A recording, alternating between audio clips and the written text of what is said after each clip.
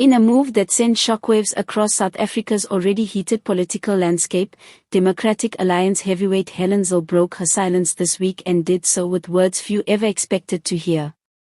"I agree 100%, she wrote in a post that has since gone viral, lending unexpected support to Patriotic Alliance leader Gayton McKenzie's fiery criticism of economic freedom fighters, EFF, Commander Julius Malema. The exchange, which erupted on social media late Wednesday night, has quickly become the center of political debate, reigniting tensions between the country's most outspoken political figures and blurring the usual lines of alliance and opposition. For many South Africans, seeing Zille, a fierce liberal and former Western Cape Premier, stand behind McKenzie's combative stance against Malema was both startling and revealing of deeper political undercurrents that may be reshaping the nation's power dynamics. McKenzie's initial comments were characteristically blunt.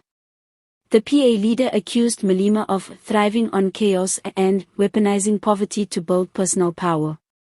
His remarks followed weeks of EFF-driven protests and allegations of political intimidation in Gauteng, where McKenzie claimed his party members had been harassed and threatened for refusing to join EFF-led demonstrations.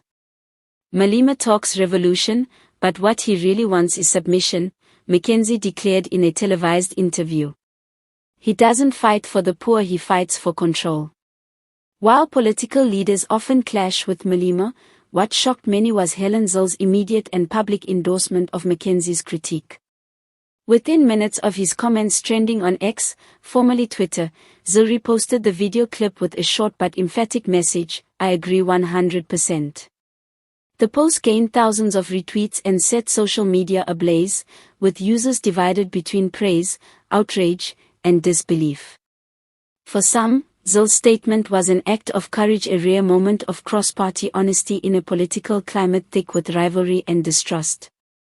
Others saw it as opportunistic, accusing her of pandering to popular sentiment and using McKenzie's boldness as a weapon against a common political rival.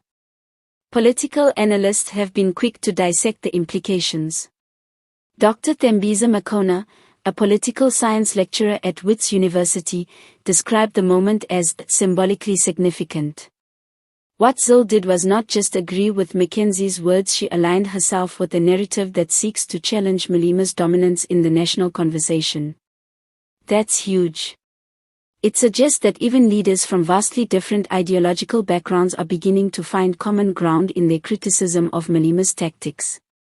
Behind the headlines, however, insiders suggest that Zille's comments may also reflect the DA's growing frustration with what they see as the media's uncritical platforming of Malema. Sources within the DA hinted that Zille has long believed Malema's radical persona goes unchecked, overshadowing issues like governance, service delivery, and accountability.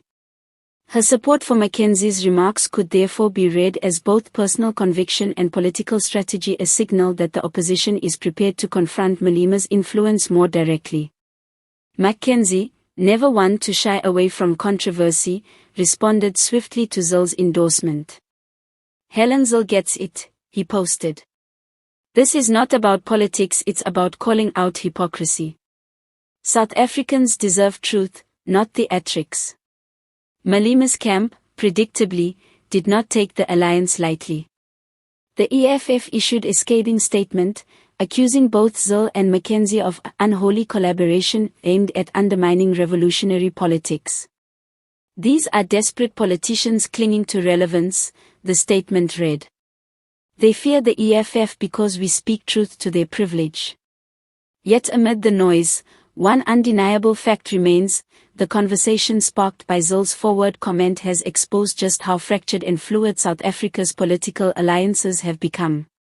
The image of Zille and McKenzie, two figures who represent entirely different corners of the political spectrum, momentarily standing on the same side, has challenged the country's perception of ideological boundaries. Whether this marks the beginning of a broader anti-Malema consensus or merely a fleeting moment of shared outrage remains to be seen. But one thing is certain: Helen Zille's "I agree 100% has reignited debates about leadership, accountability, and the very nature of opposition politics in South Africa. In the words of one commentator on X, "For once, Politics isn't predictable. And that's what makes this moment so powerful.